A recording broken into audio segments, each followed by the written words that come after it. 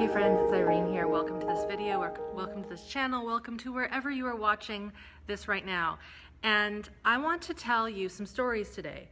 And the stories paint a very important picture around why human beings harm other human beings. I am of the firm belief that nobody is born evil, nobody is born wanting to harm others. I think if we really look at the facts and science and how human development occurs, we'll start to see a different picture. So I really want to start talking about this other picture because I'm getting a lot of questions through my various feeds asking why do people harm? Why do people hate? Why do people, do things that seem absolutely atrocious? And here's the thing, I think that we deeply, deeply need to understand what creates a human being, what creates safety and connection. So I've got two books here. One is from Dr. Peter Levine. It is called Trauma Through a Child's Eyes. The other one is Born for Love. This is written by Dr. Bruce Perry. These are both two leading experts in the fields of mental health, trauma, healing trauma. I won't give you their full background. You can go look them up, and I'll post those links somewhere near this video if you're on the YouTube, on the Show More section. Okay, so I want to read you a passage from Peter Levine's book, and it goes into what we might consider to be something that might not seem that big a deal, but stick with me so that you get to the end point of this. So this is, again, just to reference, Peter Levine and Maggie Kline co-wrote the book Trauma Through a Child's Eyes. This is chapter 7, Prevention Tools for Parents and Health Professionals. So this is the story of Teddy.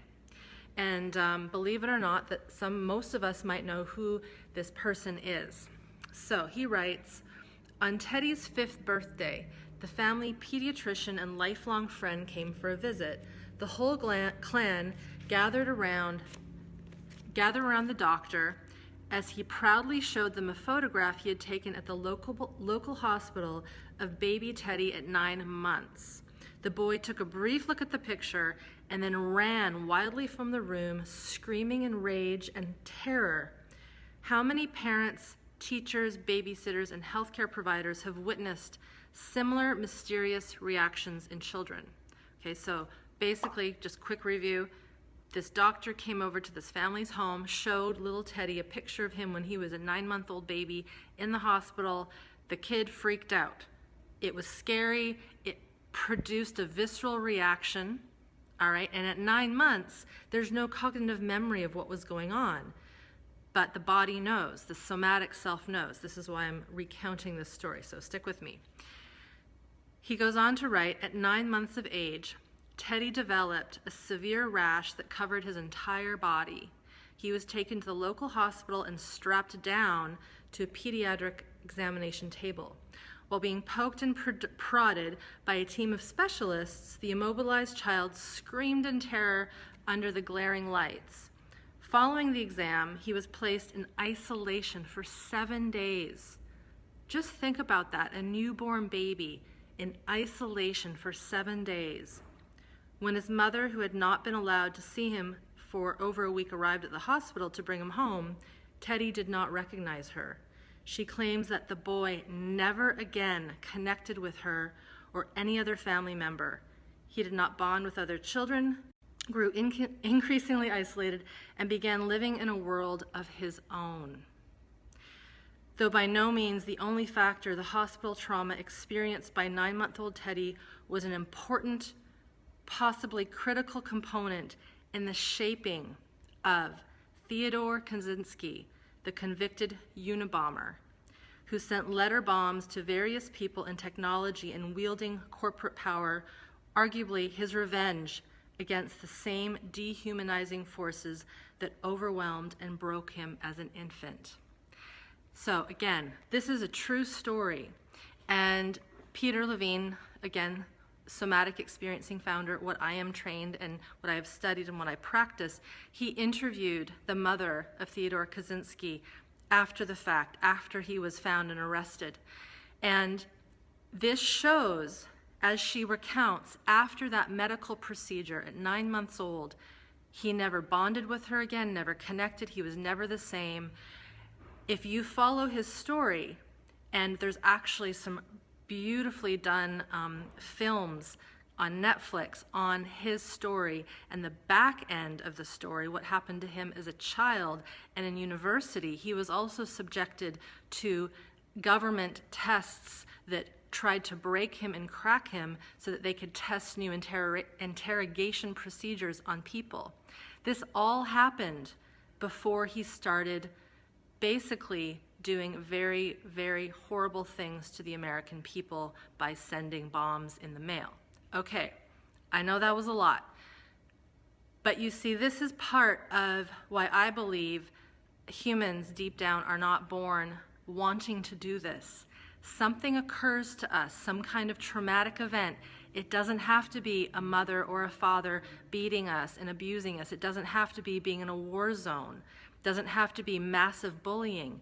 It could be something so benign, even though it's not, as going to the hospital, being treated, and not being properly connected with and cared for.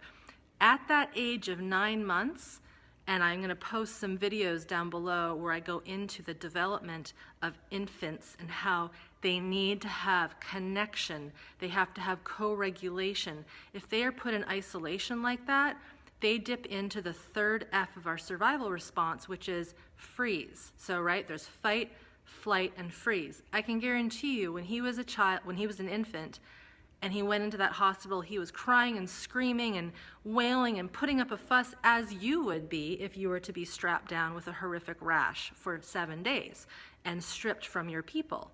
So the way that we, as physiological human beings, survive is we then go into shutdown. We go into kind of a hibernation mode. We have to numb out the pain, but also the fact that there is no one there.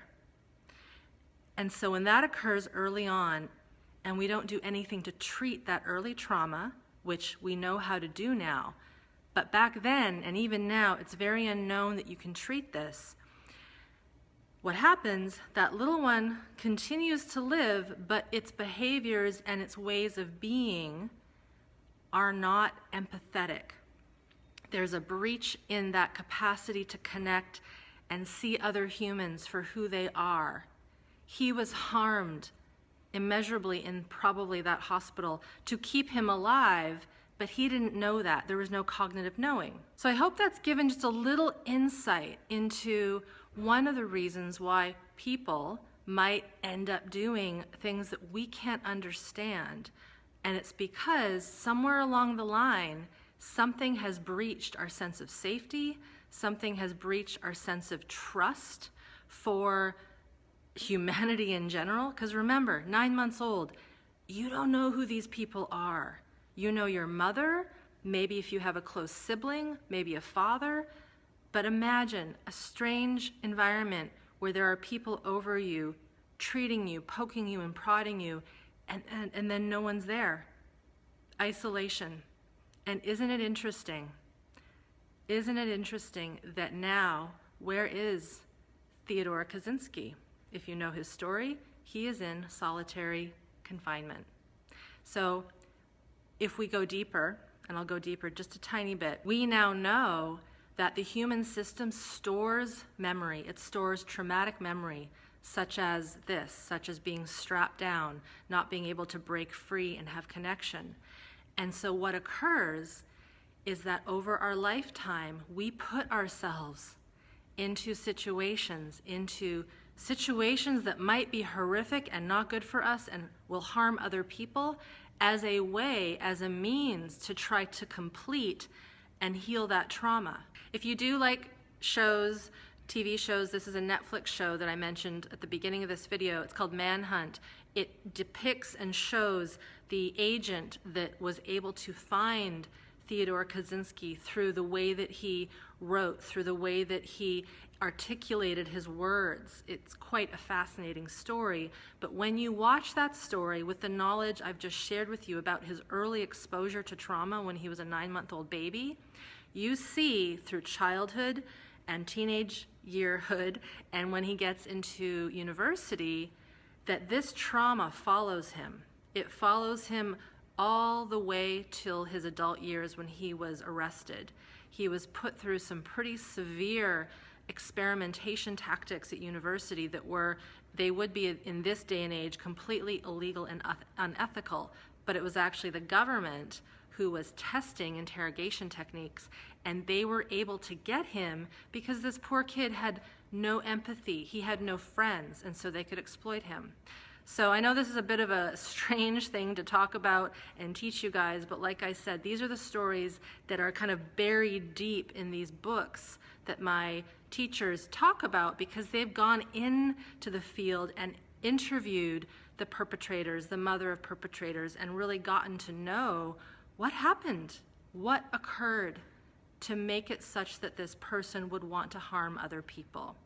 All right, take good care.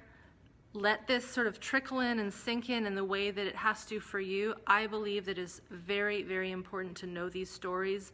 Otherwise, we make assumptions about those who we see in media who are doing harmful things.